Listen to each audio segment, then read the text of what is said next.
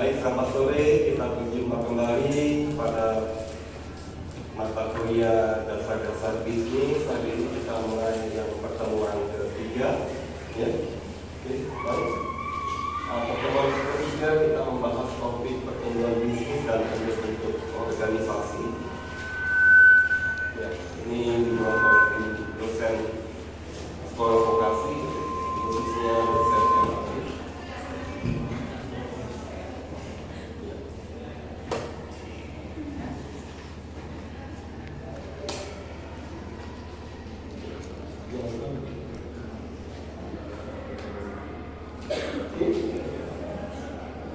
Nah, tujuan pembelajaran pada pertemuan ketiga ini adalah mahasiswa mampu menjelaskan mengenai teori sistem integrasi bisnis dan pertumbuhan bisnis dengan pemikiran yang logis, kreatif, inovatif, serta bermutu.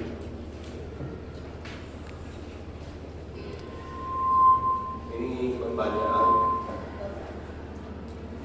Ya, apakah ada perusahaan yang ingin pertumbuhan bisnisnya tidak berlanjut atau tidak mau berkembang?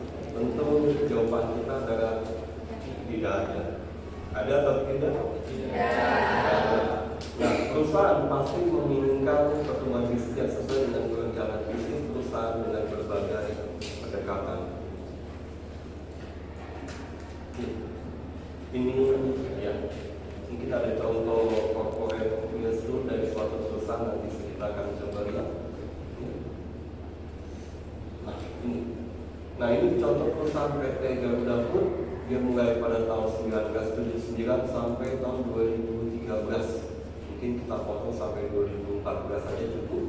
Jadi Garuda Food pada tahun 1979 ini mulai bisnis kacang garing tanpa merek. Jadi tidak pakai merek. Ini yang biasa kita lakukan sama dengan UKM kita. Mungkin yang nanti biasanya anak mahasiswa bimbingan saya, kita banyak perusahaan agribisnis yang memang tingkatnya UKM, UMKM, jadi masih menengah kecil. Jadi nggak besar-besar, ini pun masih perusahaan keluarga. Jadi jualan kacang garing mungkin kalau sekarang di warung-warung ada orang tanpa dengan bungkus plastik tanpa merek. Ya. Tapi lama-lama karena dia ngaku dan itu, mereka mulai kasih merek. Maka mulai dikasih merek Garuda perusahaannya, bikin merek yang lain dan sebagainya, itu biasa.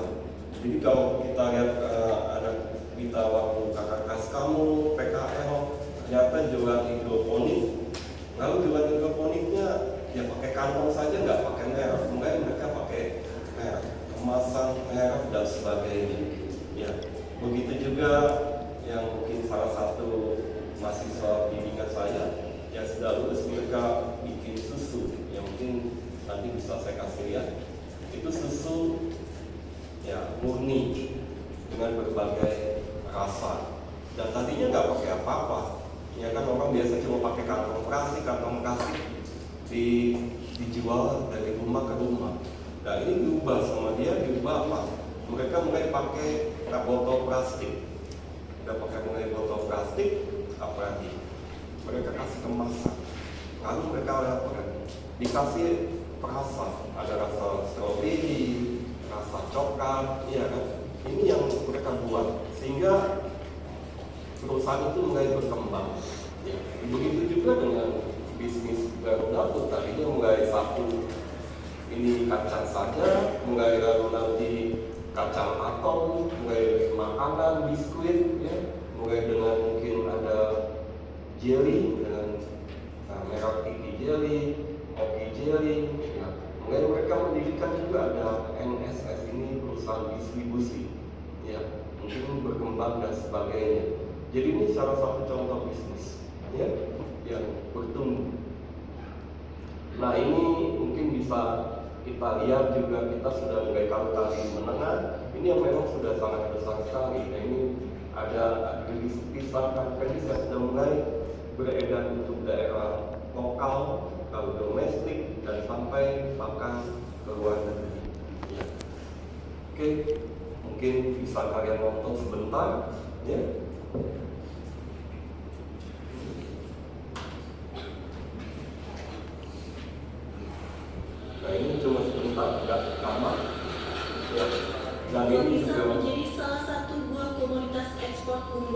Indonesia selama 3 tahun terakhir. Data dari Kementerian Pertanian 2016, buah pisang segar menjadi komoditas ekspor buah-buahan kedua terbesar di Indonesia, dan 85% dari pengekspor berasal dari Lampung. Ekspor buah pisang segar Indonesia pada 2016 mencapai 17,4 juta ton. Tercatat 16 negara tujuan ekspor buah pisang segar Indonesia, diantaranya Timur Tengah, Malaysia, Iran, Cina, dan Korea Selatan. Total ekspor buah pisang segar asal Lampung pada 2016 mencapai 14,9 juta ton. Di Lampung, ekspor pisang segar dilakukan oleh dua eksportir, yaitu PT Nusantara Tropical Farm dan Great Giant Pineapple. Kebanyakan eksportir pisang di Lampung memperlakukan pembibitan secara ketat. Salah satu upayanya adalah dengan membuat kebun pembibitan sendiri dan tidak mencari bibit dari luar wilayah penanaman.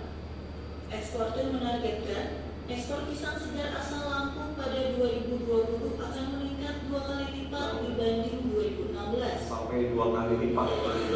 Sampai sekarang sudah banyak para konser yang di jurnal itu tambah banyak. Ya, sudah berkembang besar, dan kalau mereka juga lahannya terbatas, sampai mereka pinjam lahan sewa. Jadi petani-petani ini kan disewa lahannya, dan mereka juga diberikan pengetahuan memelihara pisang dan sebagainya. Ini mungkin pertumbuhan seperti kelapa sawit kita yang nomor 1. Untuk 2017, pemerintah akan semakin mempercepat administrasi ekspor buah-buahan segar. Salah satunya adalah merintis kerjasama bilateral dengan negara tujuan ekspor. Kerjasama ini terkait dengan kemudahan pengecekan persyaratan fitosanitari secara online. Kondisi ini akan semakin menggairahkan ekspor pisang segar asal Lampung pada 2017. Nah, itu juga salah satu dari Lampung Timur, kebijakan pemerintah juga biasa kita mengecek bahwa pisang yang diekspor ini tidak membawa penyakit, jadi bisa pemeriksaan secara online, karena nggak boleh nanti berbahaya kalau kita ekspor pisang yang berpenyakit. Itu berbahaya di tempat negara yang kita ekspor. Nggak mungkin nanti ini bisa diisi di akhir kuliah, nanti formnya saya berikan kepada ketua kelas dan tolong dibagikan, nanti kalian bisa isi. Ya, oke. Itu kalian. Nah, orientasi pertumbuhan bisnis ada 3. Jadi ada economies of scale. Ini berbicara masalah produktivitas atau kapasitas. Jadi ada satuan jumlah tertentu yang harus kita penuhi dalam kita berorientasi bisnis. Nggak bisa kita mungkin ya petani-petani kita di kecil-kecil punya lahan, dan ini tentu harus bersatu. Jadi bersatu menanam yang banyak, sehingga mungkin seperti pemerintah menyarankan kita di pedesaan ada kelompok tani, di pagi ada kelompok tani, atau juga yang lebih luasnya ada gapoktan. Dan pemerintah memberikan bantuan seperti traktor itu mungkin kepada gapoktan ini supaya bisa dipakai, karena nanti ini produktivitasnya cukup banyak untuk bisa dijual ke pasar, atau mungkin yang lebih tinggi diekspor. Karena kalau sedikit ya nggak bisa kali ya. Jadi mungkin untuk memenuhi kebutuhan rumah tangganya dahulu, mungkin baru sisa-sisanya mereka kumpulkan dan mereka bisa jual ke pasar, baik pasar tradisional, pasar yang lebih tinggi, atau bahkan pasar ekspor.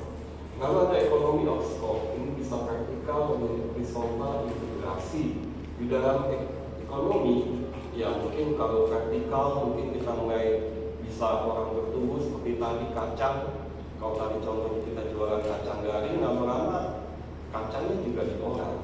Nggak cuma jualan kacang, tapi permen kacang. Ya sudah ada kan. Lalu apalagi bikin untuk selai kacang. Jadi udah bisa banyak, itu bisa vertikal. Ya kalau begitu vertikal dan integrasi horizontal, mungkin satu ini bisa menguntungkan. Seperti cabai ini misalkan cabai ini dibuat cabai Ini ada salah satu bentuk vertikal, ya. Yang horizontalnya apa? Horizontalnya mungkin dari hulu sampai ke hilir semuanya sama.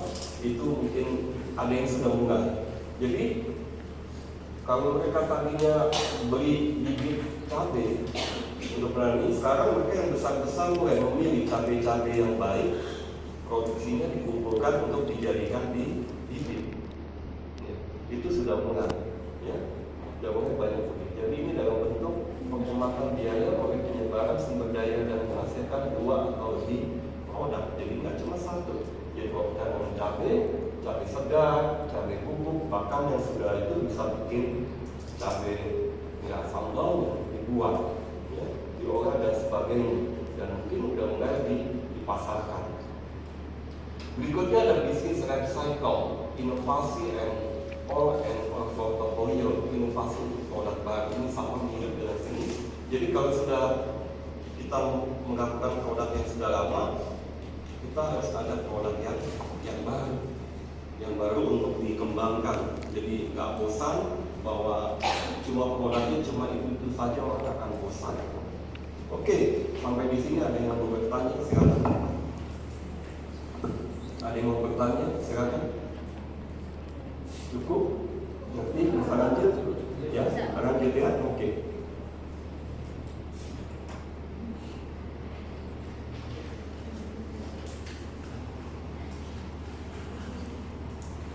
Nah, ini sumber pendekatan bisnis. Yang pertama adalah kepemilikan modal, lalu pertumbuhan produk, unit bisnis, lingkup operasi, area pasar, dan lainnya. Kita lihat satu persatu dari sini. Ya, oke.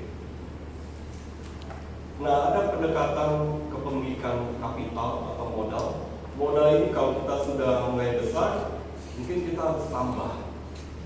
Ya, seperti tadi, kalau jualan kaca, mereka yang jual itu harus lalu untung, mereka simpan uangnya. Mungkin mereka tadinya perorangan, mungkin keluarga mulai. Mereka ini keluarga, misalkan tadi kaca udah keluarga, ya mulai mereka mengembangkan yang lain-lain semuanya sampai besar banget. Tuh kind of business foodnya sampai besar, business ini sampai besar. Ini keluarganya, mungkin dari pamannya, paman pertama, paman kedua, paman ketiga, semuanya. Ya, itu mereka. Dan mungkin juga bisa, ini kalau kamu partnership, ya biasanya udah lulus, kakak kelas kamu ada yang 2 joinan, bertiga, berempat, mungkin perusahaan. Ya, boleh. Jadi punya modal, mungkin ini bikin perusahaan. Keluarga dan kelompok terbatas. Sekarang mungkin bisa saja BUMDes, ya, apa badan usaha milik desa. Ya. Banyak di Bogor desa-desa yang punya pariwisata, masuk saja ke kawasan air terjun bayar. Itu masuk ke desa, itu salah satu yang mungkin yang mestinya ada tarif yang tidak, ya ini bisa. Ya. Ini ada korporasi, ya korporasi di PT, bisa PT yang tertutup, ini masih yang belum terbuka. Yang terbuka itu mereka sudah jual saham atau obligasi ke masyarakat. Ya ini terbuka. Ya. Oke, kita lanjut. Nah ini ada pendekatan pertumbuhan produk. Ada produk tunggal, produk garis, ada produk aneka. Produk tunggal itu mereka cuma punya satu produk saja yang dijual, nggak lebih. Ya. Produk garis kita lihat. Nah, kita lihat nanti coba dijelaskan apa itu produk tunggal, produk garis, produk aneka dengan melihat gambar-gambar di slide ini.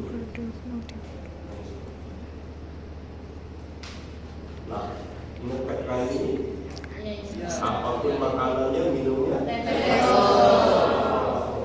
semua. Sekarang ini saingannya banyak, lebih dari 10. Ya tetehan yang itu ada kakak sekalian saya lihat alumni PB bikin ST wali, ST apa, mereka bikin jualan dan bukan bersendiri, dan mungkin mereka jual franchise juga. Ya, jadi udah bertumbuh, berkembang. Ini pun berkembang. Tadinya kalau kita baca sejarahnya, ini jualannya dari Jawa Tengah terus ke Jakarta. itu benar-benar usaha yang Rekso ini, keluarga Rekso ini wah, canggih juga. Kalau kita lihat dulu websitenya berubah, saya melihat website yang kedua, yang sekarang sudah yang ketiga kali websitenya.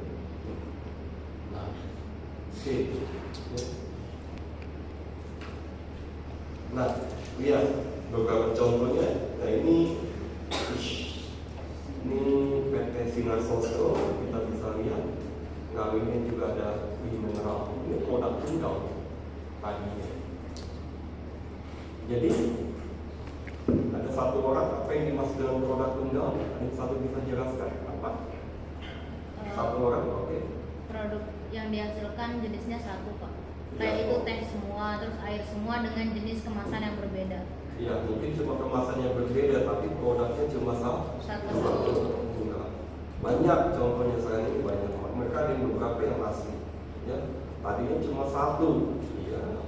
Apa contohnya seperti yang kita pakai sehari-hari, sabun mandi, Lifebuoy. Tadinya cuma satu.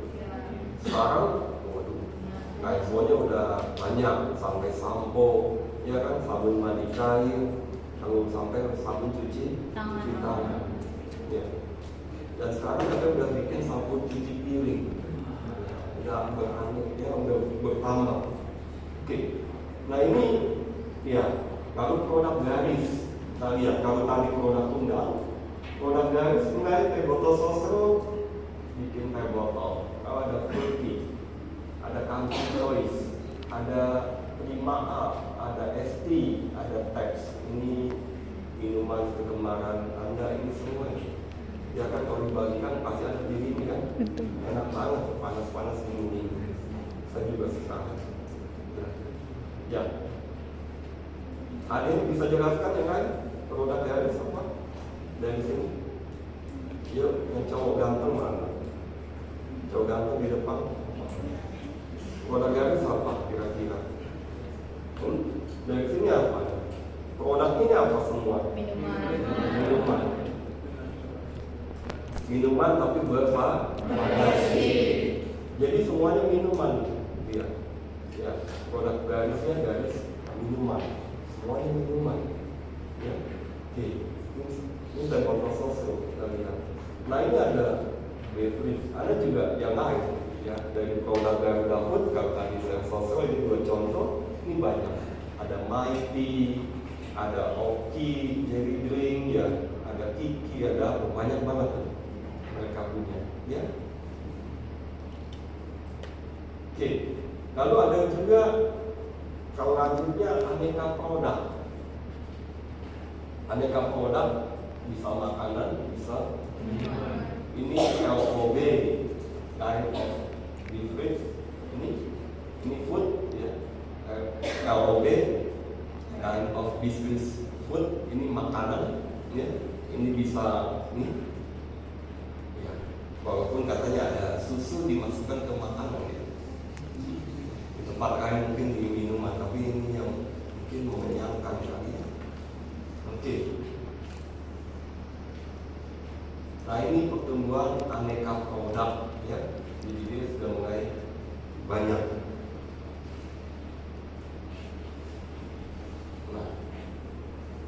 Nah Anda mungkin tadi bisa jelaskan ini, ya. Oke. Kita lihat ini, ya, dengan pendekatan produk salah satunya Anda tahu kan produk tunggal, produk garis dan produk A. Dari gambar ini kita bisa membuat kesimpulan.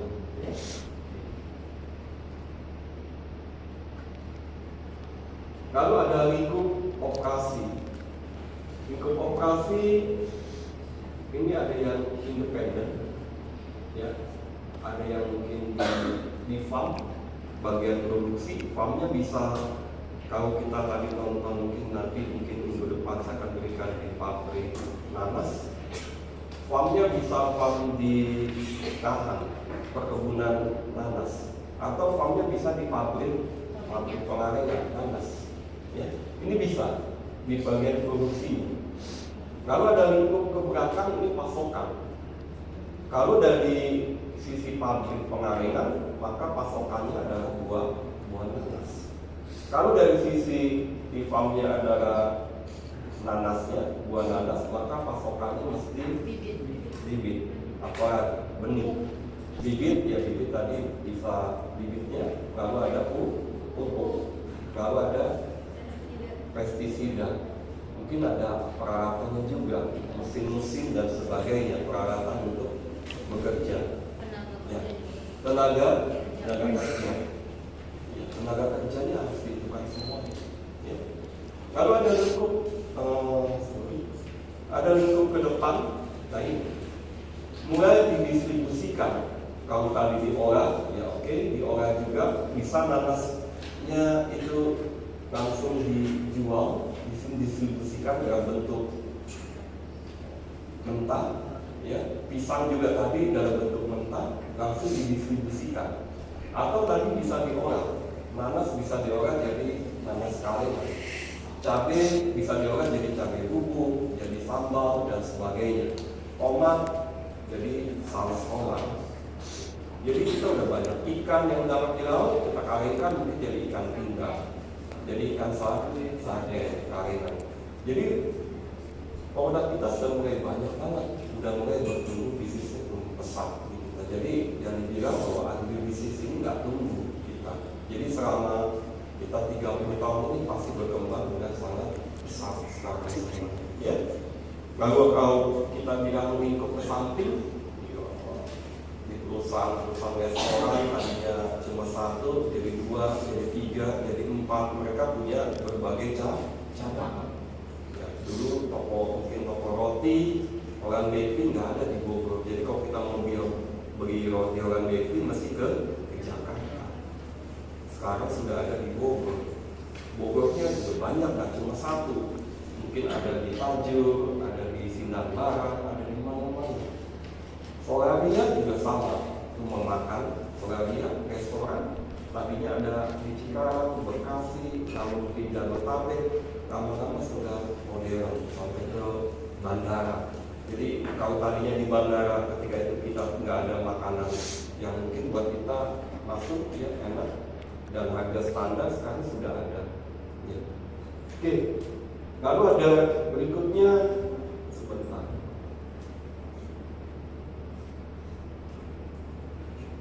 Oke, ini lingkup ke samping dan ke depan. Tadi sudah samping, ke depan semua dan semuanya terintegrasi.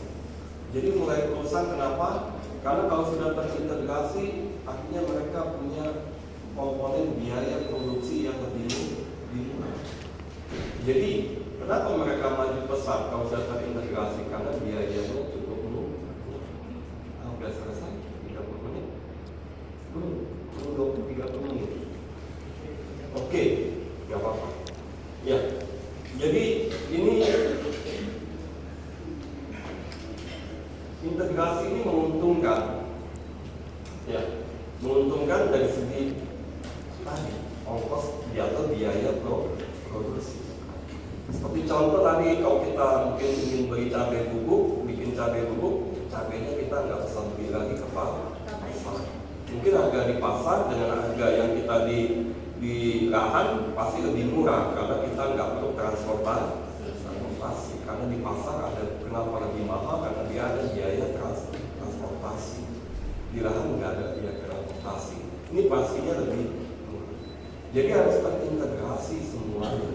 Jadi mulai dari on farm yang kemarin sebelumnya, mulai di on farm, ya. On farm ini yang paling utama mungkin di budidaya kita budidaya ini terintegrasi dan inputnya pun harus terintegrasi juga nanti supaya kita tidak biayanya bisa lebih murah. Jadi kalau misalkan banyak pertanian itu ketika dia produksi kita harus dalam jangka waktu 1 kali produksi. Nggak bisa kita cuma 1 hari 1 minggu. Jadi kalau kita menanam harus sampai panen. Jadi memelihara ikan sampai ikannya kita panen juga. Memelihara ternak juga ya harus mungkin kalau sampai ternak ayam potong ya sampai diambil dibersihkan menjadi mungkin ayam potong. Ya. Ayam petelur juga sama. Jadi ketika inputnya kita beli, inputnya mestinya 1 kali produksi supaya biayanya lebih murah dibanding kita belinya 1 hari, mungkin 1 hari belanja pakan ayam, pakan ikan, beli pupuk dan sebagainya, karena nanti itu untuk perencanaan yang juga lebih baik lagi, ya. Oke, lalu ada pendekatan unit bisnis, ada entitasnya, ada divisinya, ada unit bisnisnya, dan ada korporasi. Nah ini mungkin ya sekarang sih udah mencampur ya, korporasi sudah mulai banyak ikut terjun di kita, dan ini juga salah satu yang mendorong petani-petani kecil, peternak kecil ini juga bekerja sama dengan korporasi, ya pasti. Jadi petani sawit pasti menjualnya ke pabrik pengolahan minyak sawit. Kalau enggak gimana? Ya kan?